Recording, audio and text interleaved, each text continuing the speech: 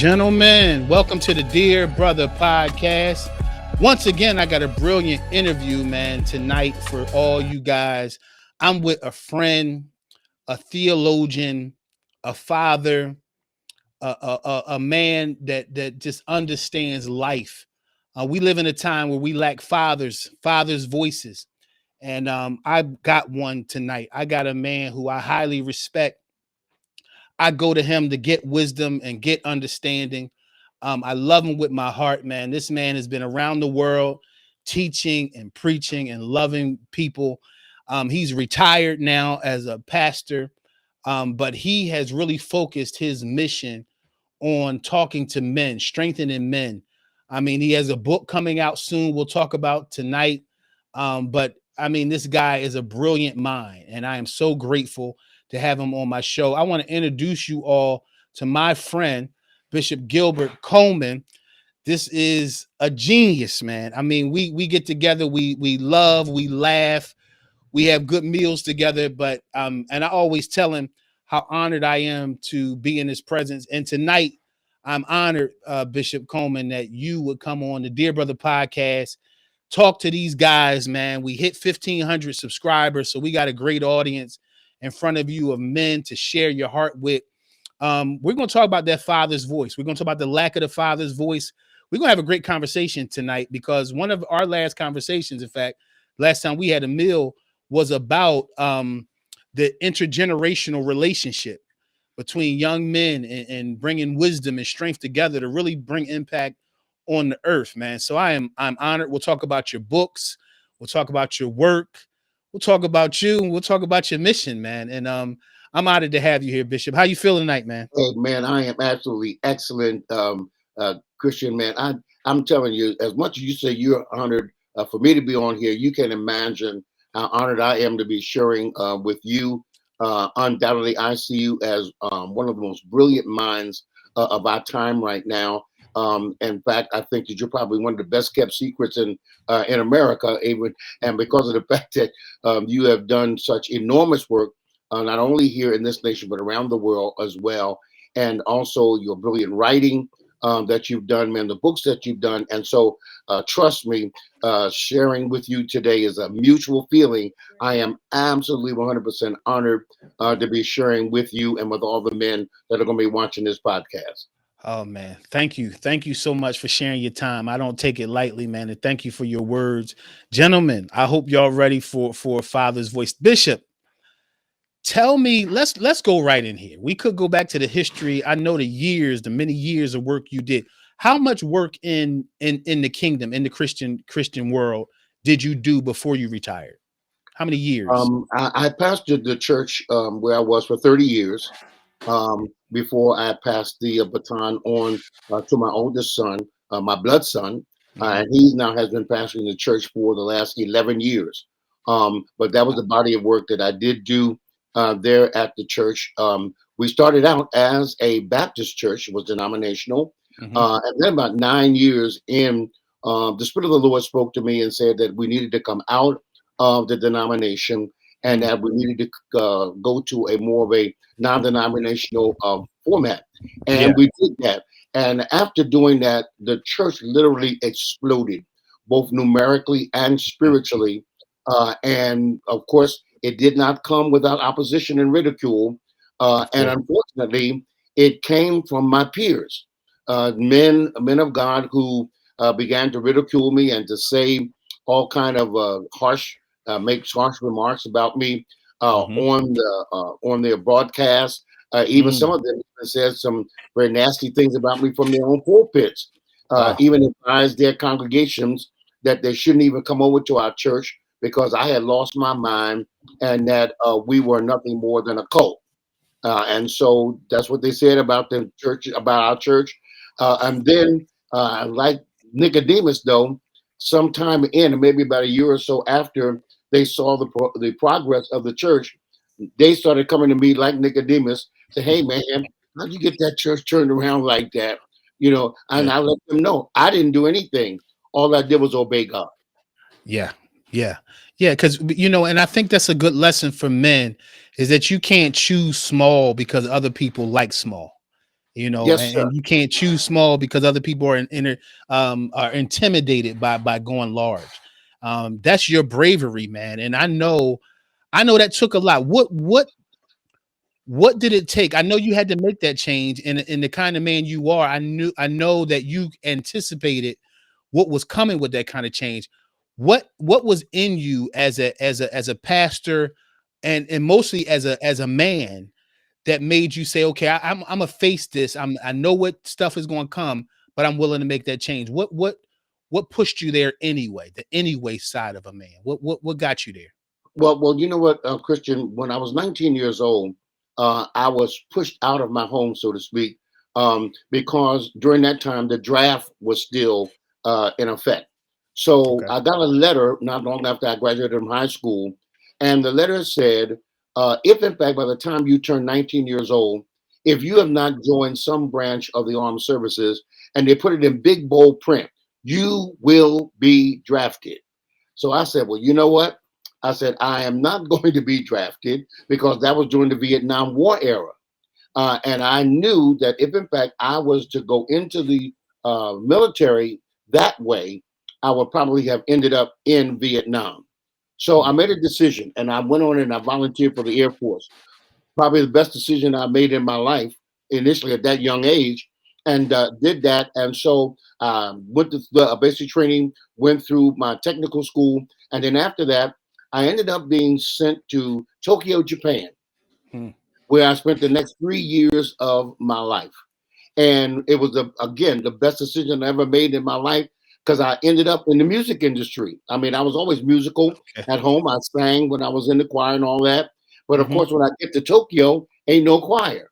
And Right. so I ended up singing with a band there. And we ended up becoming the first black band to ever perform in downtown Tokyo. And so Wait, that, wait, wait, wait, wait, wait, wait. yeah, Yeah, you can't just you can't we can't just rush past that. Here's a black man in Tokyo yeah, in a band, and y'all started was the whole band black? the whole band, all African American. Whole band black in Tokyo, and y'all start performing around Tokyo. Yes, sir. Well, What? and we and Christian, we were performing at the top disco Uh-huh. club in Tokyo at that time. And as a result of us performing there, we literally opened the door for many more African American acts to come and perform there. And I'm talking about people like Jeffrey Osborne and Mm. Sam and Dave and people like that began to come there because we were the ones, we were the genesis. We opened the door. Man, probably one of the most exciting times of my life during that era. Hmm. Where I step on the stage one night and Nancy Wilson is sitting in the audience. Wow. Oh my gosh. And man, I'm telling you, we were just outdone. Man, Nancy Wilson came to see me. Right, What? right. But and I in fact I even did we did 4 albums for RCA Victor while I was still in the military. Yeah, but and that's how this thing exploded.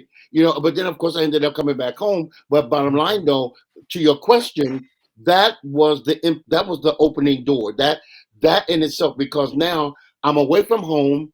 I'm doing some of the greatest things that any black man, young black man in particular, could Mhm. ever decide to want to do. And that now put a spark in me that I now wanted to go into the music industry. No one in my family had ever done that. No one Mm. had ever made that type of pursuit. Yeah. And I was the first one to ever leave home. In fact, going into the military was my first plane ride, even ever in life. I'm telling you, man, everything was brand new for me. But Mm. it gave me, so what I'm saying is that it provided for me a new way of thinking.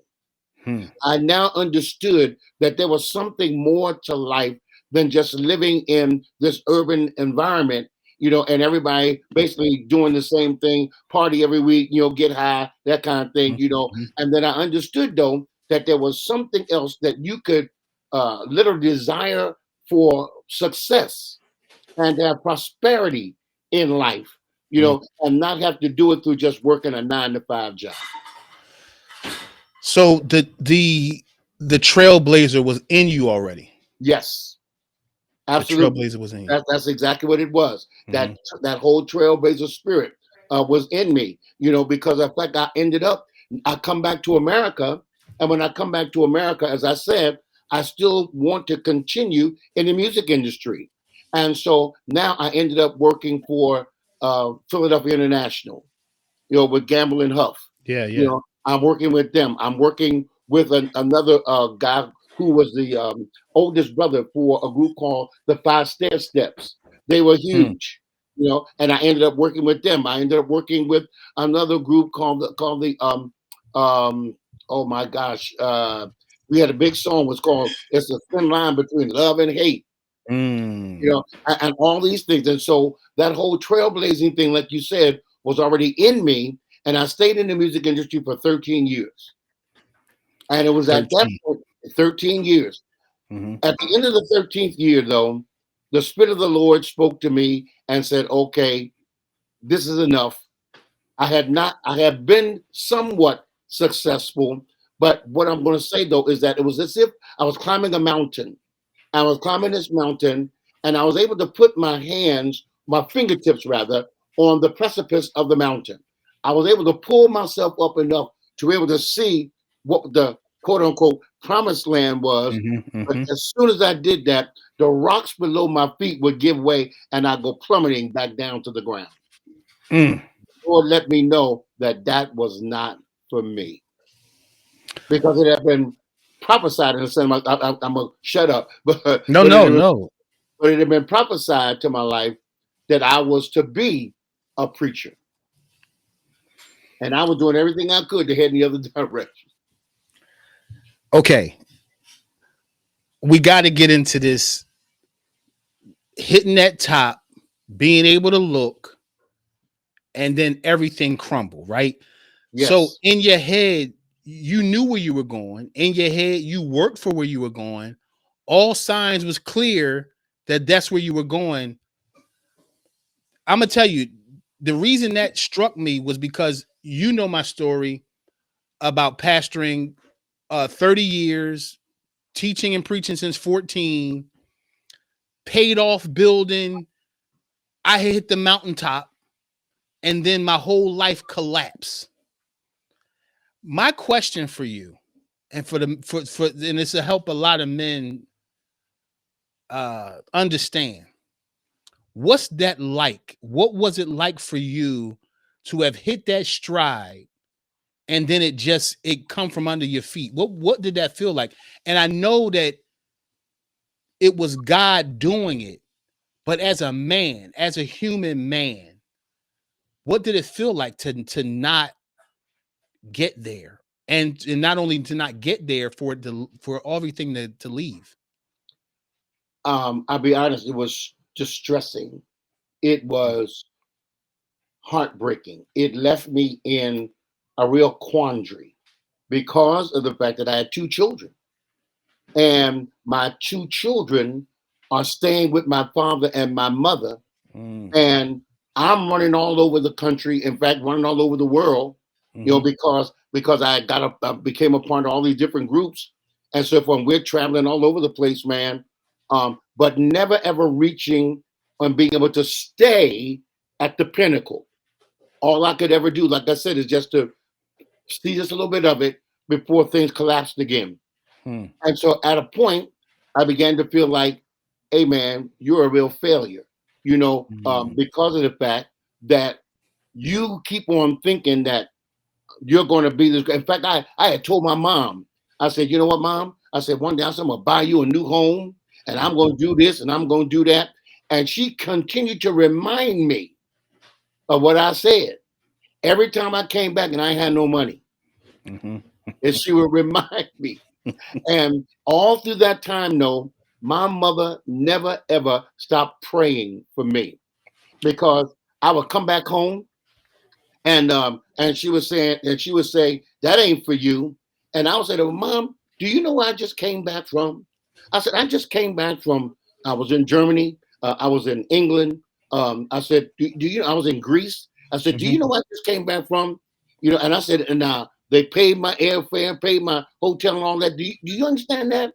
And Right. she said, yeah, I don't care where you just came back from. She said, but I know where you're going if you don't get your life right. Mm. And so, so, and so, and so, hey, trust me, that wasn't just at the back of my mind. That was right up here because Mm. I kept hearing her words. Every time I would go somewhere and perform Yeah. and then have a promoter run off with the money, and all of her, I could hear her in my head. I hear her in my head, that's not for you. That's not for you. That's not for you. Then finally, the Spirit of the Lord spoke to me. I was in Los Angeles, California. I'll never Mm-hmm. forget the day. And the Spirit of the Lord said, go home and lead your people. He said, go home and lead your people. Mm. And I had a dream. And in the dream, I saw myself standing behind a lectern, and there was a sea of people out in front of me, to the point, Christian, that after a while, I couldn't even see faces anymore. All I could see was heads. But the people were intent on every word that came out of my mouth. And I'm saying, oh my gosh. Said, wow, okay, I got to go home. And then I get a phone call from my mom. And my oldest sister was dying from abdominal cancer. Mm. And she said, your sister wants you to come home. Packed up my bags because now I know I got to go. And I Mm-hmm. came back home. I came back home and I was able to be there just before my sister actually transitioned. Mm. And that was the impetus to push me or propel me into what it is that I knew that I ultimately had to do. Because I promised the Lord then, I said, Father, I said, if you'll just get me home, get me back to my family, I said, I'll come back to you and I'll do what I'm supposed to do. And from that day, which was in 1980, up on this day, I never turned back. And you start walking in new purpose. Totally. Not only a new purpose, but finally walking in purpose, period. Because prior to Mm. that time, I thought I was doing what was good and right. Because, hey, Yeah. man, I'm saying to myself, I'm sitting in Marvin Gaye's house. Mm-hmm. Now I'm sitting in Marvin Gaye's house smoking reefer, getting Mm-hmm. high, but Mm-hmm. I'm in Marvin Gaye's house. I'm Right. sitting, I'm sitting with Barry Gordy's sister. Right. I mean, I'm with all the top folks, and still frustrated Yep. because even though I was doing something, I wasn't fulfilled. Yeah. Not where you see. And I think for especially men, it's like you go from being okay with survival, Yes. but it's something always in us as men that know that we're not hitting it, we're not thriving like we're supposed to be, and that's bothersome. That's bothersome to know that there's something else I should be doing. And no matter how, you can have a pocket full of money, you can be living in the house of your dreams, but somewhere in your gut, like that purpose, that God-given purpose, like whatever it is, whether it's pastoring, whether it's being a business, whatever it is, it's going to bother you until you do it. It's going to bother you till you do it. And so 100%. so here you are, you jump into your purpose. Was it a How was that transition? How was the transition? Were you able to just leap right in? Were you able to just say goodbye to everything, or was it a time of tough transition, or was it more simple for you? Actually, when the break came, it was a clean break. Okay. It was definitely a clean break.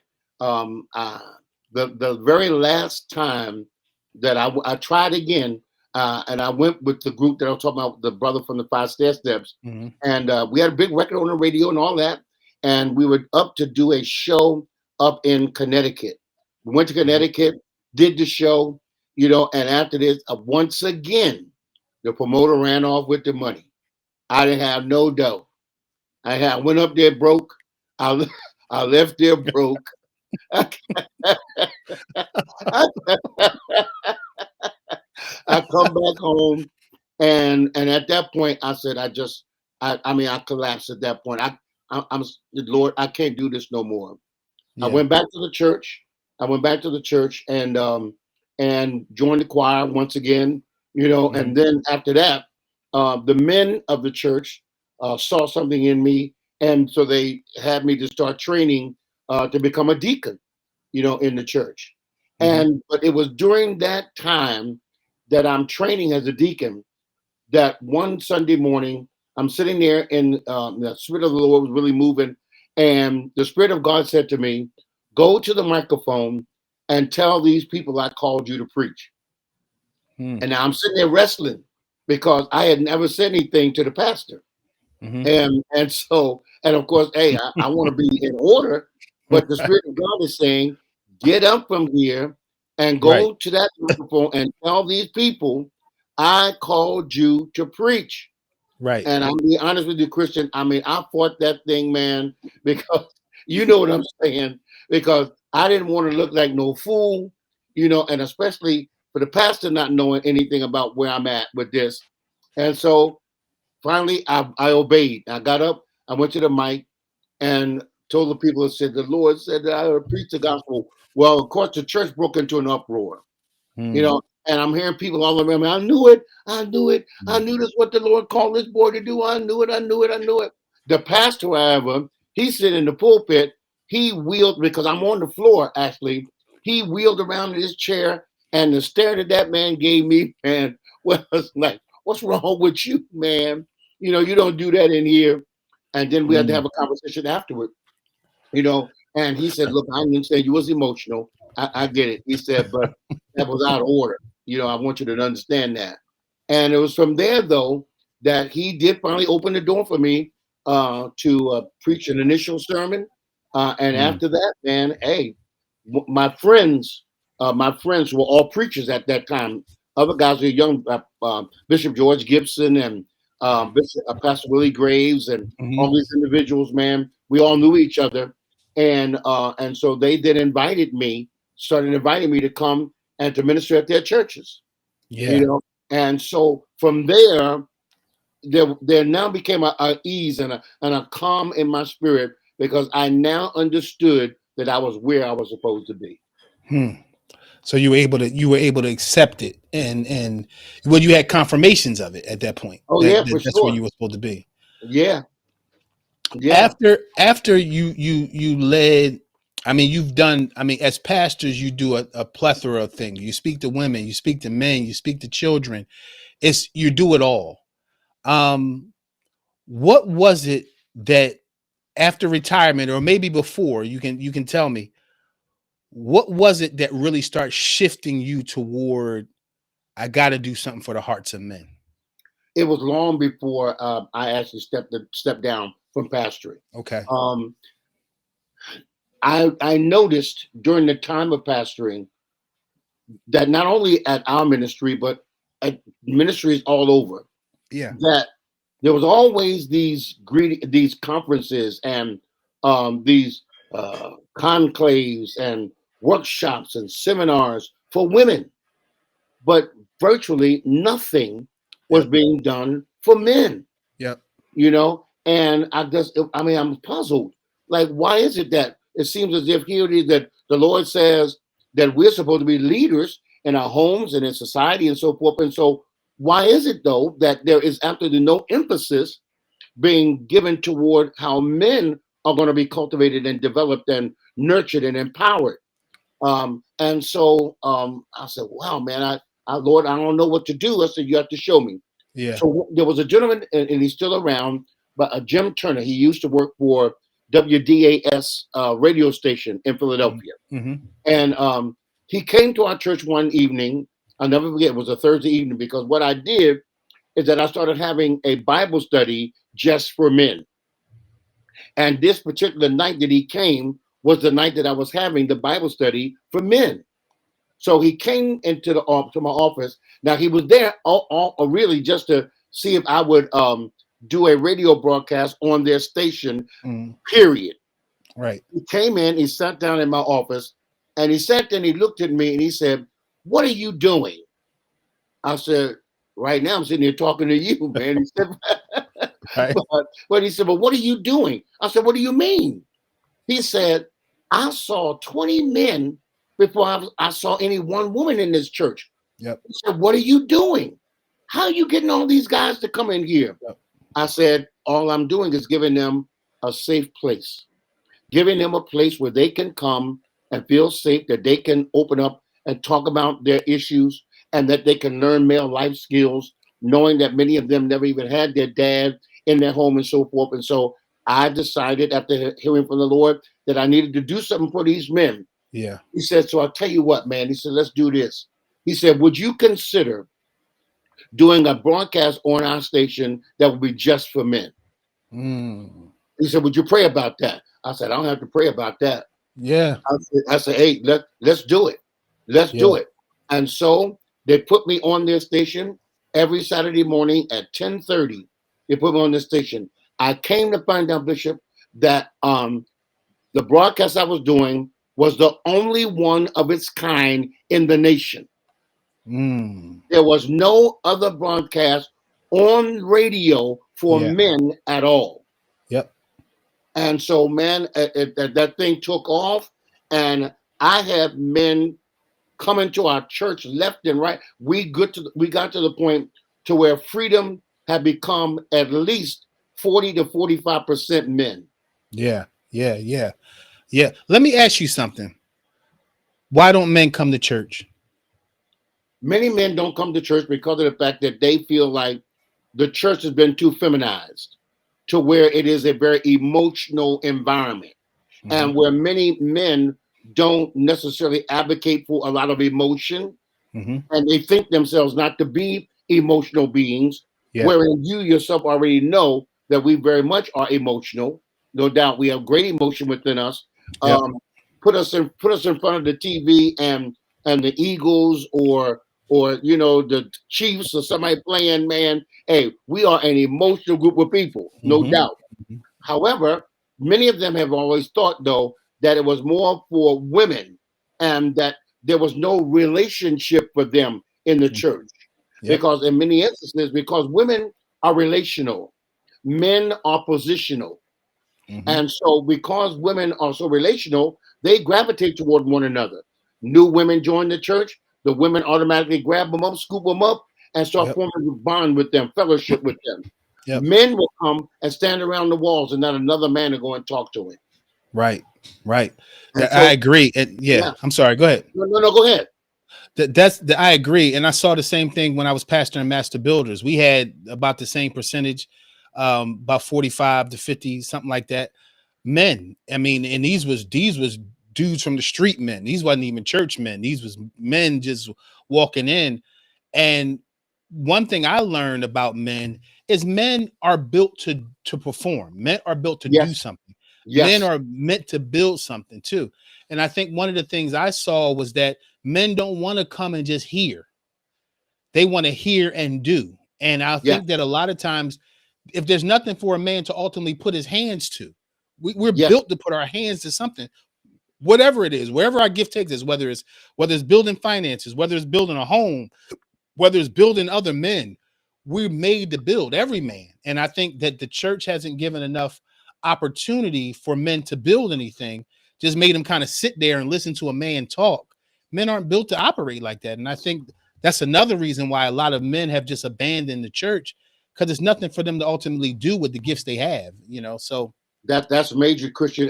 And also I think this is that it's very difficult for many men to sit and watch the success of another man, to whereby mhm, they look at us and see that we're dressed nice, family looking good, we drive a nice car, that kind of thing, and it looked like we always got a pocket full of money, so to speak, and they mhm, see that and think that somehow or another, well, hey, why in the world should I keep on trying to feed this brother's success, and I'm shooting bad over here myself, you right. know? And so they also are looking for someone who really cares about them. Bottom line.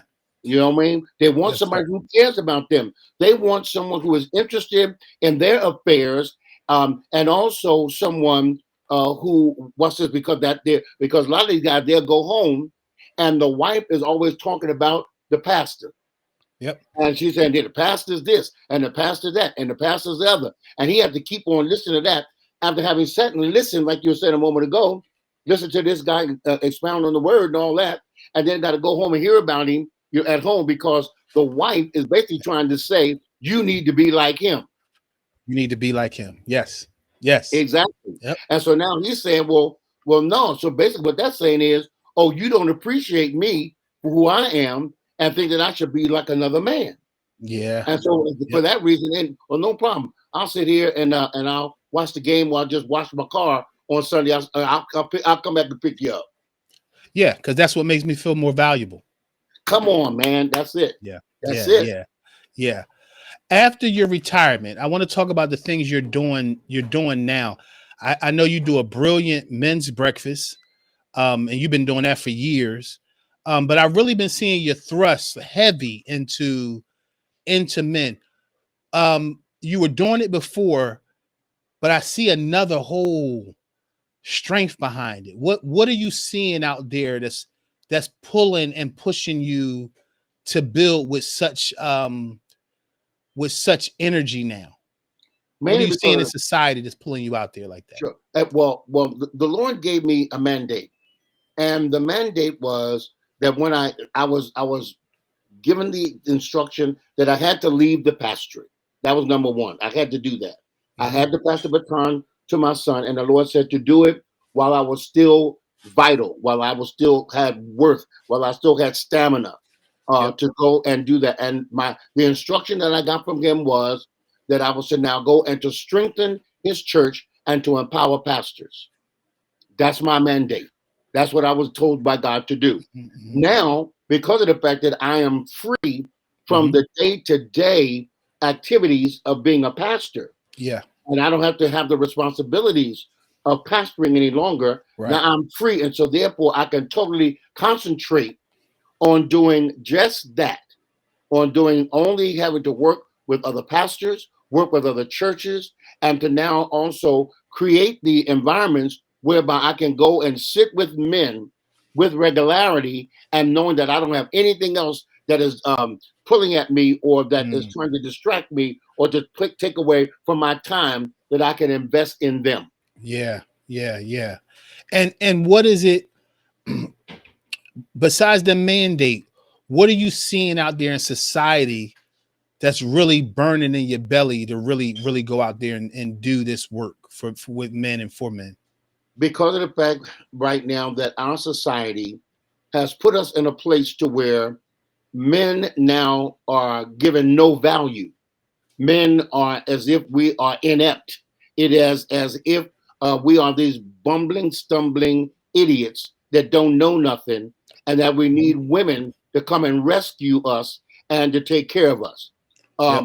We are at a place to where men are being feminized when the culture is doing everything they can to misidentify a man and to take us away from our natural image, which is the image and likeness of God, and now to make us identify as something that we were not created to be.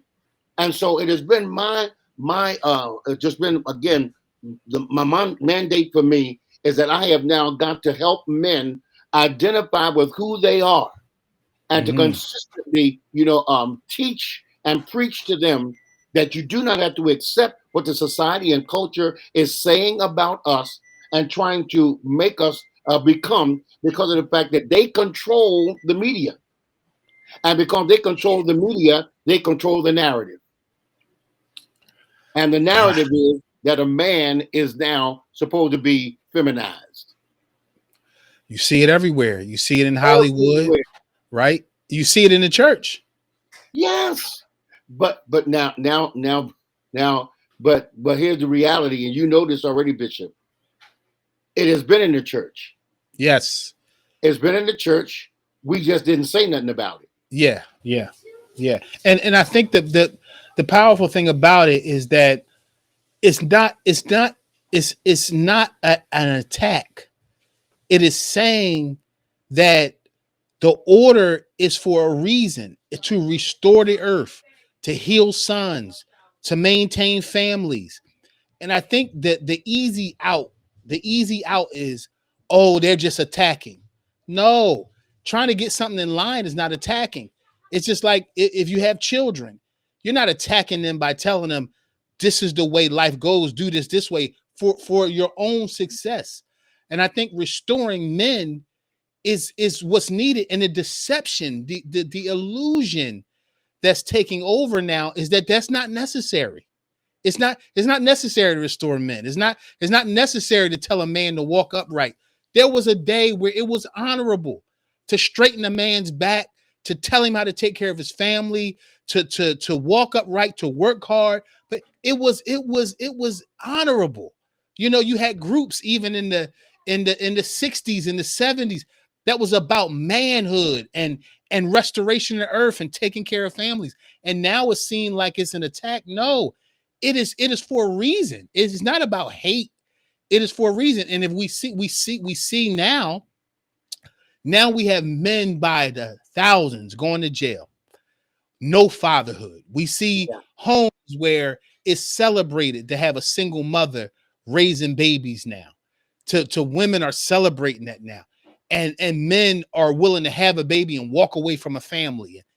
It is messed up in society. And so again, it's easy just to say there's the attack. No, it's one thing to attack, it's another thing to restore. And I think that's really the message.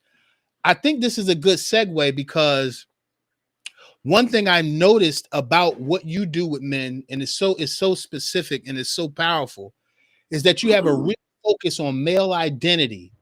And not only male identity, but restoring the identity of the man, regardless of what other people think he should be. Let's go into that male identity. What's your thrust? What are you teaching when you're out there talking about the restoration of the male identity? Well, mainly because of the fact, Christian, that 68% of the black family is run by a single female. 68%. Therefore, what that suggests to us then is that many of the men are not being raised or being taught or trained by a man.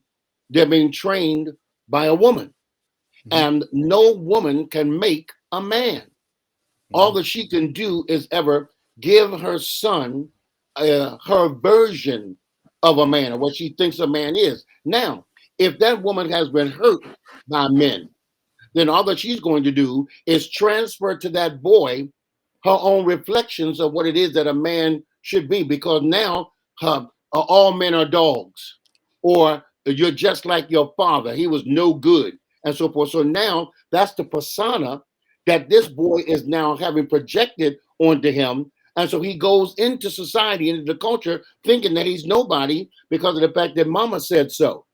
And then, of course, to think about his whole world is female. So he's at home with mom. He leaves mom on his way to school to be able to only see a female crossing guard. He leaves the female crossing guard to get to school and be taught by a female teacher. And so he never gets to see anybody that looks like him. Because the statistic also is that when it comes down to African American teachers, only 2% of them are male. Yeah.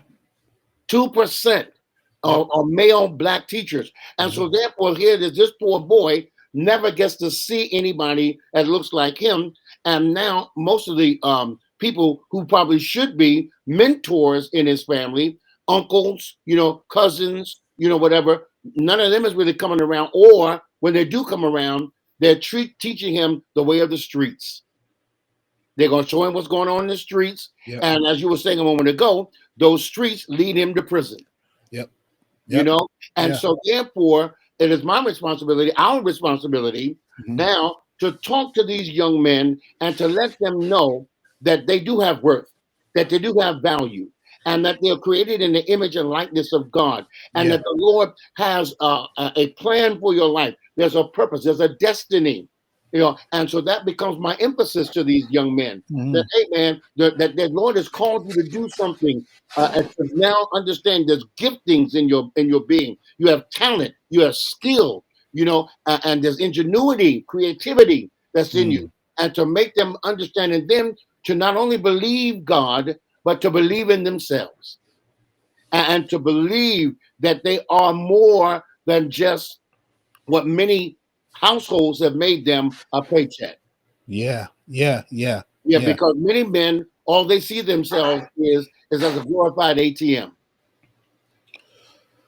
That all they're supposed to do, go out, Because when I was coming up, that was the way that things were situated. You know, mom took care of the home, dad went out, made the money. Right. You know, that's all that it was. Right. Dad bring the money back home, but then there was another caveat, Hmm. and the other caveat was this: he'd bring the money home, but then he'd go out and do anything he wanted to do. And Because I he brought the heard money the home.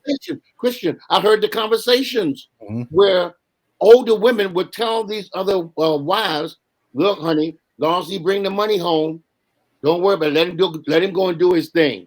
He all right. Long as he keep on bringing the money home, you're all right." Well, Right. no, man, that ain't no way to live. Right. Because then that's saying that it's okay to live in a divided household. Yeah.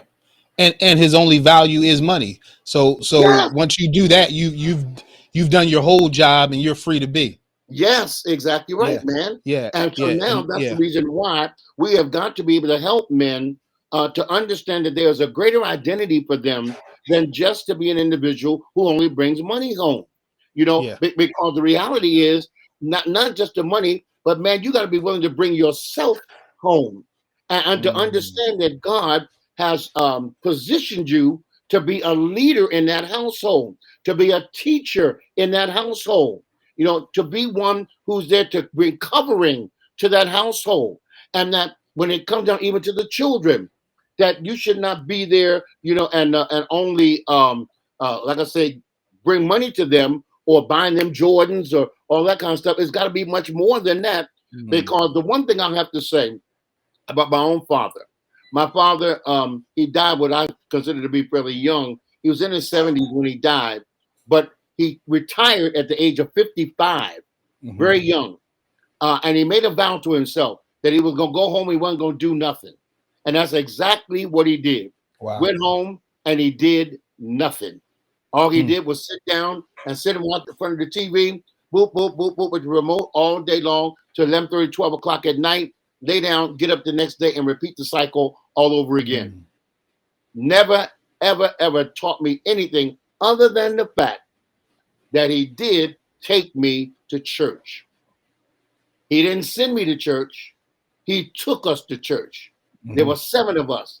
And so if he gave me nothing else, he at least gave me the introduction to Jesus Christ. Hmm. That much he did do. And Let's so, talk. Go ahead. okay, no, no. Let's talk about that for a second. Why do men find themselves in cycles like that? You know, some like you said, your dad retired, found himself in that cycle of TV, entertaining himself, and then going to sleep. And some men are younger, and their cycle is just going to work, coming home, cracking the beer, going to work, coming home, cracking the beer. Um, all kinds of we find ourselves in cycles. Why is it that most men find themselves in those cycles? Is it lack of purpose? Is it lack of support? Is it lack of challenge? And if you're going to be stuck in that cycle, or if you find yourself stuck in that cycle, how do you free yourself as a Well, man? without a doubt, Christian, all of the above. But also, a question was asked to me this past Saturday when doing a workshop for a group of women, and they asked me the question about similarly to what you are questioning at this moment. Yeah. And the thing that I said to them is this: a man can't offer what he's never been taught. I'll say Yes. that again. A man cannot offer what he's never been taught. Yeah. So if his father and his grandfather and maybe even his great grandfather were all the same, and they never ever taught this young man how to do anything other than what he is demonstrating at that moment, he'll never ever be free. He'll never ever come into his full identity. He'll never Yeah. come into having any sort of thoughts about being worthwhile or being able to do something that remotely resembles purpose or destiny.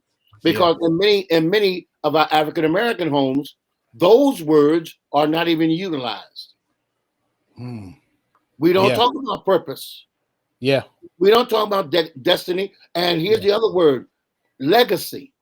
Mm. Those are words that we don't even mention in our Yeah. households. And the No. reason why is because we've never been trained that way. Yeah. Just taught to survive. Exactly. We taught to survive, not to thrive and not to be successful. Because then also when it comes down to success, success is if I have a nice house, if I have a decent car, and if I wear nice threads. Yeah. Yeah. Now I'm successful. Yeah. But Yeah. but again, push aside any kind of talk about purpose. That is not even in the conversation. Hmm. All I Yeah. want to do is make sure and in fact, and now also the competitiveness that we have amongst ourselves. Yeah. Yeah. Because if my boy John down the street just got himself a new Lexus and I'm driving a Hyundai, well, oh man, I gotta step up my game. Yeah. Yeah. For his sake, not mine. Yeah, that's good. Yeah. Absolutely right. Not mine. Yeah. It ain't about me because now I got to prove myself. And the thing is, why in the world should I try to prove myself by trying to compete with John when that may very well not be what it is that the Lord has preordained for me?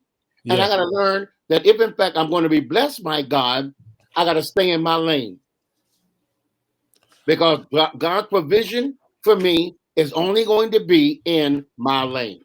That's a fact. We're dying in that competition. And Yes, it's we a are. it's a race to nowhere. I think that's the Oh, most heartbreaking part. It's the race to nowhere. It's where am I I'm gonna have to going? write that down. I'm gonna have to write that down on you. The race to nowhere, The man. race to nowhere. You Race know, to it's the nowhere. that's what it is. It's the race to nowhere because ultimately you're gonna end up in another race. If your life is just competition, then okay, I do this for John, now I gotta do this for Henry, now I gotta chase this for Jeff and them, and now your whole life becomes really trying to be someone other than yourself, which leads back to your thrust out here about male identity and what men are missing.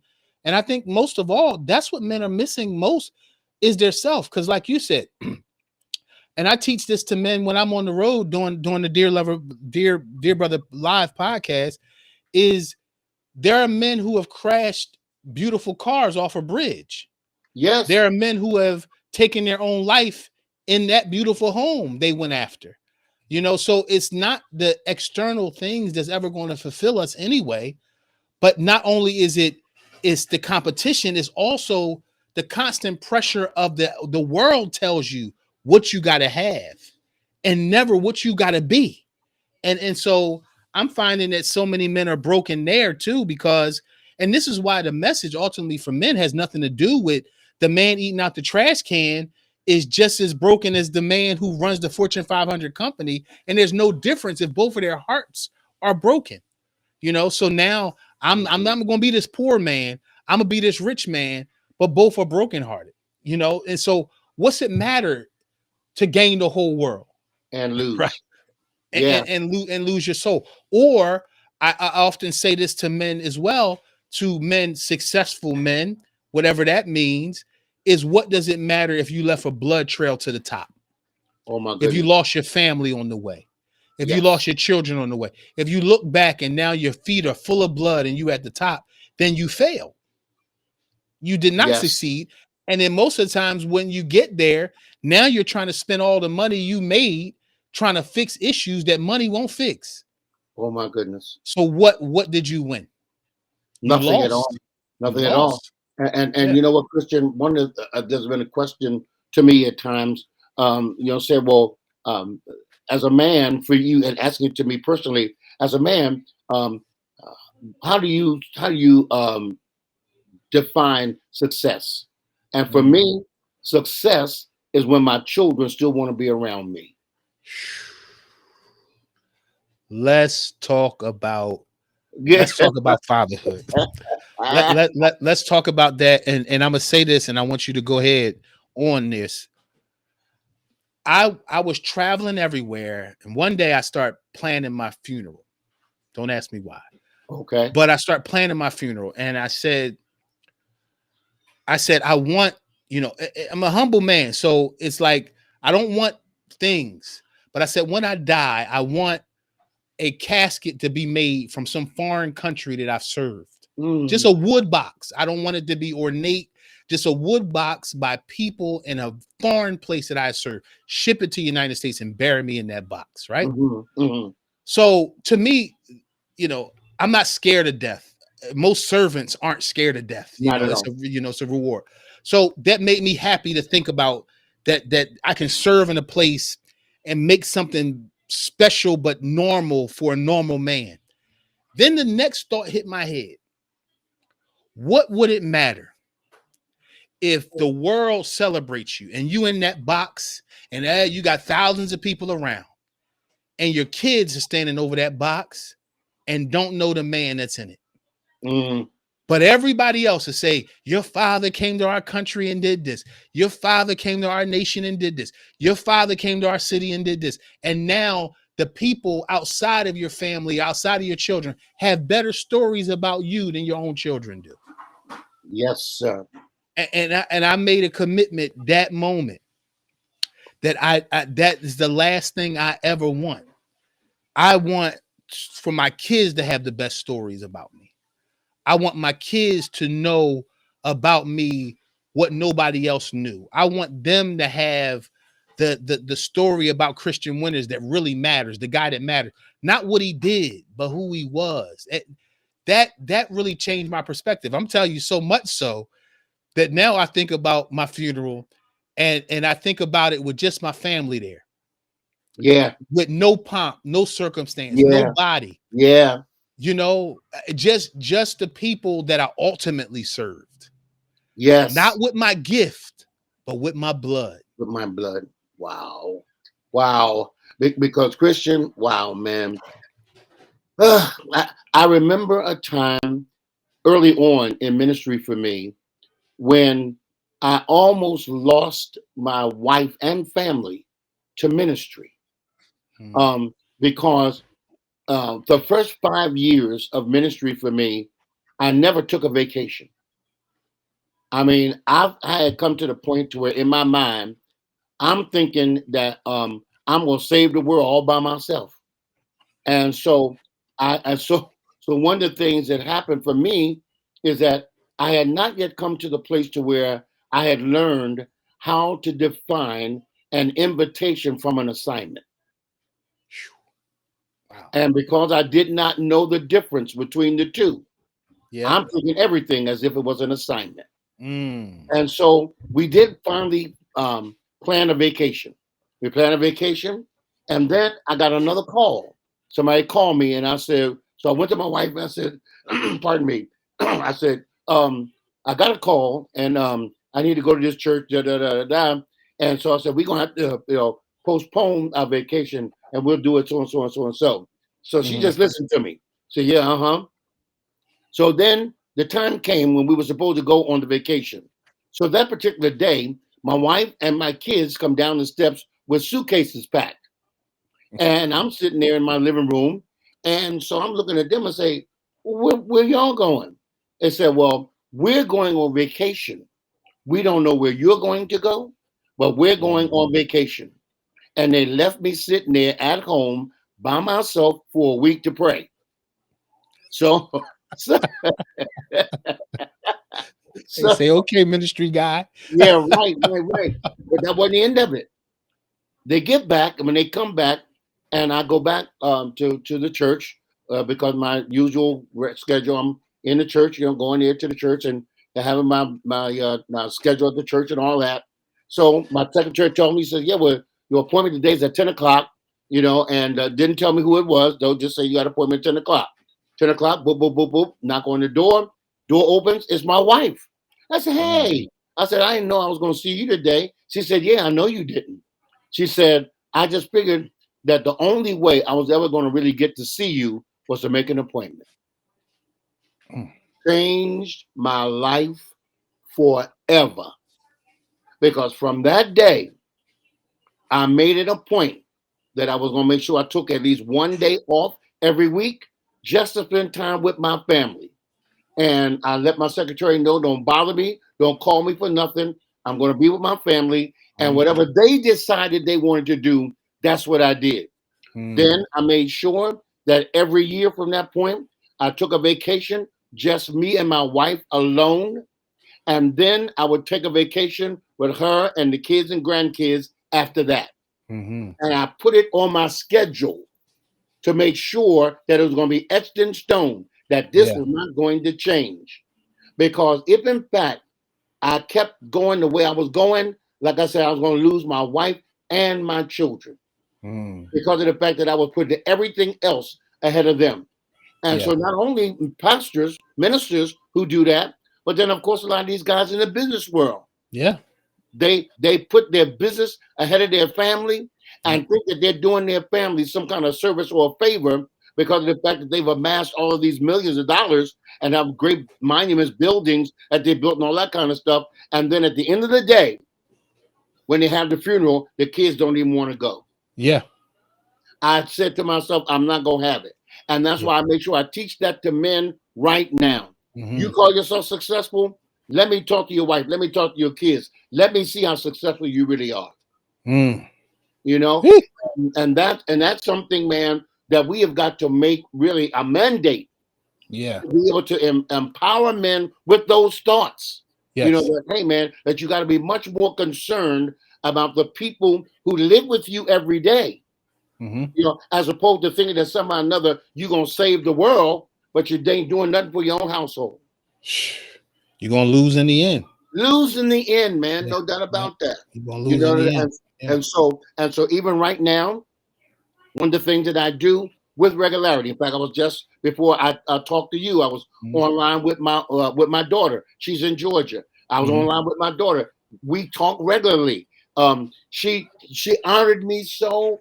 Toward the end of last year, honored me so.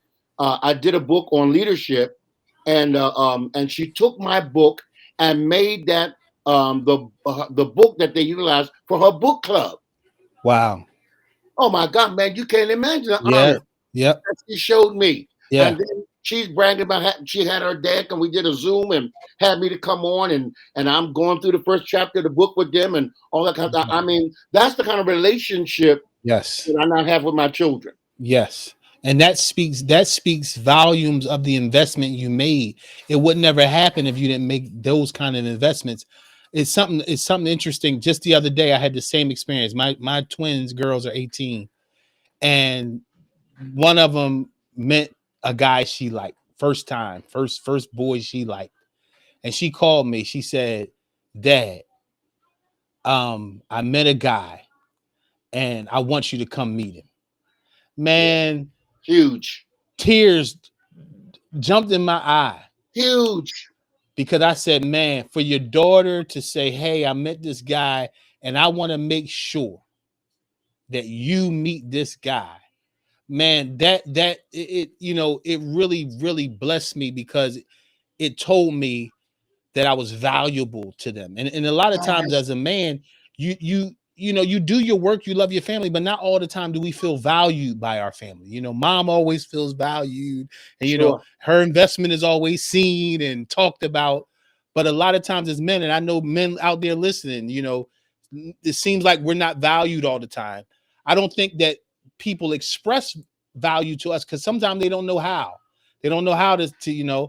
But just know, I want to say to the guys, know that you're valuable because it's moments like that that tell you that you are. But moments like that don't come if you haven't made that investment, Oh, that's so especially in your good. daughters.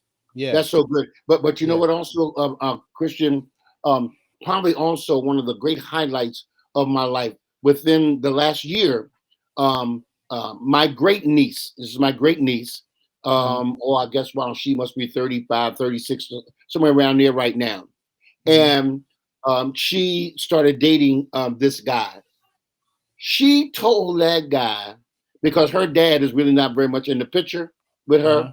She told that guy, she said, before we really start to get serious about dating, I need you to meet my uncle.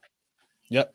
You got to talk to him, And man, the young man can't not way, young man. He's in his 40s, mid 40s probably. So, but he came to me and showed me such honor, until the point to where now he got my number, I got his, man. He wants to talk to me, call me, and to have me to continue to mentor him as Mm, well because he respects me to that degree.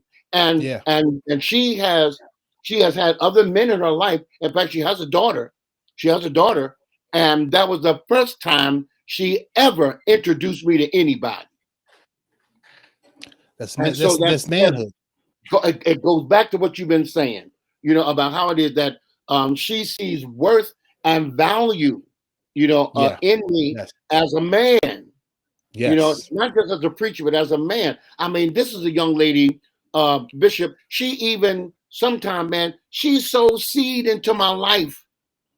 She'll send gifts to me monetarily, Yep. because of the fact that she sees the Spirit of God in my life, and she sows into that as well. And I don't take that stuff lightly, no, for granted. No. No, because it's not. It's rare now to have men that women feel that way about. Very true. To trust your voice and trust your knowledge and invite you into the serious parts of their life, because and a lot of women, man, are in trouble because they don't have that. They don't have nowhere to go to ask. They don't have a man to check a man out. As men, you could shake a man's hand for the first time and tell what kind of man he is. Yes, Most sir. women don't have somebody to do that check, so to have that and be that is an amazing thing. Bishop, what would you say to men out there now listening to us that are saying, you know what, I hear you, and I'm not as in tune with my own identity as I should be. I'm kind of lost. What would you say to those men as advice to begin to seek themselves out again? First and foremost is that you got to get to know God. Before God ever gave the man work, before God ever gave the man a woman, he gave him himself.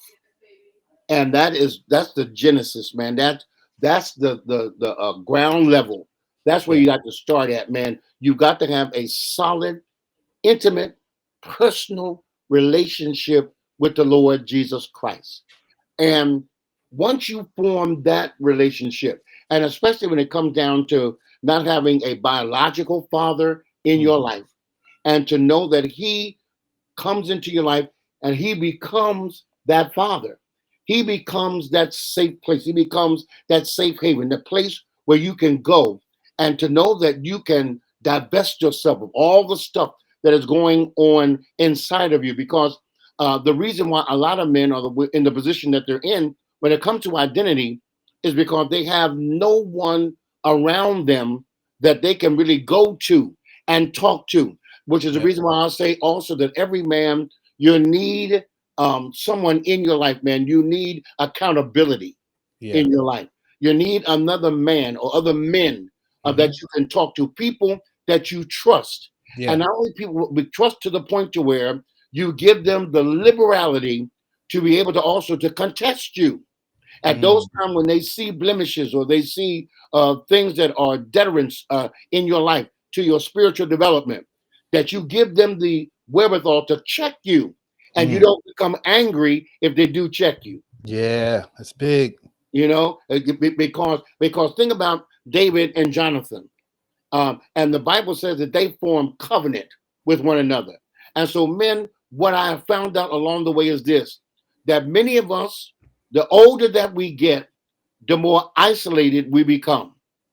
We become very isolated. We come to the point to where we don't really have any friends. There are many of us that when it comes down to having friends in your life, you can count on one finger. If you can count on one finger, that you have a friend in your life. Many of us that you can't say that you've had a friend in your life for 20 years, 30 years, 40 years. And isn't it amazing, men, how it is that when we were much younger, all of us had a roadie. All of us had guys or a guy or at least guys that we hung out with regularity, even come to our home. And they would come to our home and dad, mom knew them. In fact, they had so much relationship with us that they go straight to the refrigerator, get anything they want out of the refrigerator. Hmm. And then we Yep. get older and we isolate ourselves. We don't want to Mm. have that in our life anymore. And that really is a tremendous, creates a deficit in a man's Yeah. life and does not help to add to your identity. And so, men, I'm saying to you, that's exactly what I believe right now should happen for you, men. What you need to do right now is that, first of all, then be real with yourself. Mm. Be real with yourself. Look yourself in the mirror. Who is that man in the mirror? And once you look at that man in the mirror and ask yourself the question, are you really your authentic self? Wow. That when you show up in any environment, are we really getting the true you, or are you just really giving us the individual that you want us to believe that you are until you retreat back to where you go and then you become who you are in private? Wow. Man, oh man, oh man. Bishop, I end every show with a question when I do interviews. And I want to end it the same way with you. If all was gone tomorrow, all your successes, all your failures, all your friends, all your acquaintances, the money, the whatever you've achieved, all was gone, what would you want people to remember about Gilbert Coleman? I would want people to know that, first and foremost, I loved God. Then, secondly, I want everybody to know I loved his people. And the third thing that I want them to know is that I lived my life in service to others. Hmm. Martin Luther King Jr. said it well. Let the work I've done speak for me. And the work that I've done has always been in serving other people. And for them to know that if nothing else, that I was able to leave in this world, it is the love of God. Man, listen, this hour and 8 minutes felt like 22 minutes, man, talking to Yeah, you. yeah, And, man. Yeah, man. you know, I found out that you were a singer in another land tonight. Yeah. In fact, I don't know how well you'll be able to see it, Mhm. but let me show you something, man. Please do. Uh, this this is this is the recording company that we recorded with in Hmm. Japan. Uh-huh. A man who was there in Japan who knew me more than 50 years ago. More than 50 years ago, a Japanese brother. Wow. And RCA Victor 10 years ago, they put our albums out on CDs, Wow. and this is one of them. And he sent them all to me. This is one of them. Get out of here. Yeah, man. I So got I I mean, got to come over and sit back and listen to yeah, that, man. yeah. Oh man, I mean, and this is like when I was in my 20s, Yes, sir. and he Yes, sent sir. this to me, man. And so I am just so I mean honored. That's amazing. And the name of the group was called the House Rockers, as you can see. Yes, sir. But man, but like I said, hey, yeah, that was a part of it. But also let me not and let me not end also with there is a book out. Pardon me, y'all. Yes, sir. I do have a book out for men. Hmm. For men, it's called Transforming the Minds of Men. It's out right now, Transforming the Minds of Men, and you can go to Amazon, Barnes and Nobles, or any other place where books are sold. Okay, but it's out right now, 15.95. And so please get that book, man. Please get it, get it, get it. Share it with others. I guarantee you, you will be blessed by that book. Transforming the Minds of Men. I'm going to make sure that the link to that book is in the description. And so people don't even have to go far. They can go right in the description of this podcast and they can hit that link and take you right to that book. So it'll be right there as soon as you see this video come up, it'll be in the description. So get the book, Transform the Minds of Men. Stay in touch with Bishop Coleman. He is on Facebook. He is on Instagram. Are you on TikTok yet? Yes, On you're on TikTok, TikTok. yes, sir. You On TikTok, everywhere. You everywhere. on Spotify, okay, Spotify too. on Spotify as well. Yes, sir. So we're on all of the social media platforms. I'll make sure all the links are in the description of this video, man. Thank you, Bishop. I really, really, man, enjoyed the time I got to spend with you tonight. I know the audience, man, enjoyed it too. thank you, man, for spending some time. I know with all the things you got going on, all the teaching and things, you spent some time on a what's today, the Tuesday with me, and I'm really really grateful. Thank you so much. It's an honor. It's an honor to have been with you, Christian. Thank you for honoring me to be a part of this podcast. And of course, again, I applaud and I celebrate the great work that the Lord is doing in and through you, through this podcast and around the world. And of course, we just believe God that He's going to continue to do even greater works through you as you continue to do what He has called you to do, man. Thank you so much, man. I am honored by your words, and you know your words push me forward like a words of a father. You know, I lost my dad at 59, and Wow. so anytime we're able to get together, I'm able to sit and listen and hear from you, and you know hear your voice and take it in as a father's voice. So that means the world to me, especially your prayer for me to go forward as a man with wisdom. For you to see me as you do is a high honor to me. So thank you so much again. Thank you Bless you, so much. man. My I want joy. you to wait backstage because I want to talk to you after I close this show. Okay. Um, that you know, I ain't even gonna edit that out. I want you to wait backstage because All right, I want man. to just thank you, man, before you go. So I'll be right Real good. back to you. All right. All Thank right. you Real again, good. Bishop. Thank Yes, you, sir. everybody. Good night, everyone.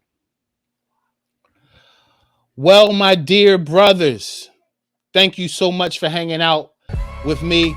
I hope you enjoyed words of wisdom from a father, from a man who has traveled the world, sharing his wisdom with us about identity and identifying the man and yourself and the purpose of a man.